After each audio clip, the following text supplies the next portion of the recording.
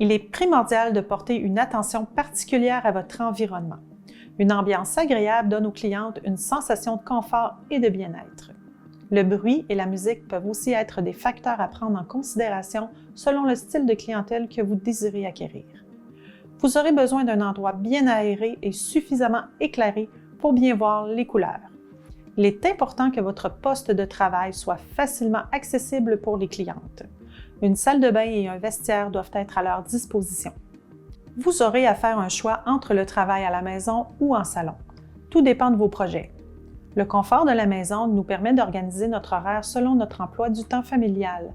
Il nous permet de limiter les frais de déplacement et de pouvoir profiter des temps libres comme bon nous semble. Le travail en salon est tout aussi intéressant. Il nous donne de la visibilité et permet d'acquérir une clientèle plus rapidement. Il permet aussi de garder notre vie familiale en dehors du travail. Le salon nous permet d'avoir des collègues ou des employés, ce qui est pratique pour les vacances. C'est maintenant à vous de faire vos choix. Maintenant, je vous montre une installation pour travailler le gel UV. Pour commencer, une Gibson pour protéger la table. Ensuite, notre support avec les pinceaux et tous les outils que nous aurons besoin. Si vous êtes gaucher, même chose, on reste à gauche. Si vous êtes droitier, on va à droite. Vous aurez besoin d'un nettoyeur et de tampons et vos gels UV,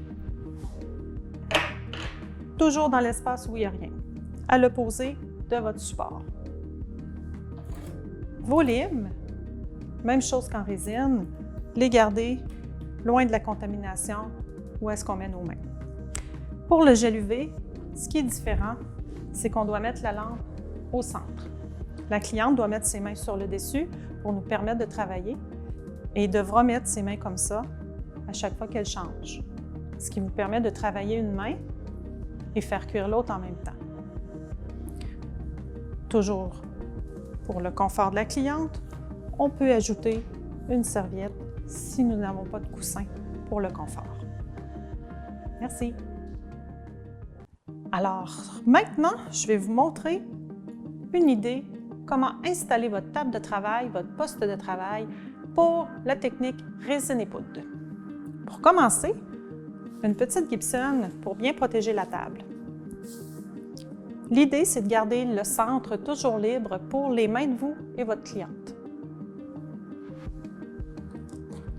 Nos outils de travail, on les met à droite si vous êtes droitier et on les met à gauche si vous êtes gaucher.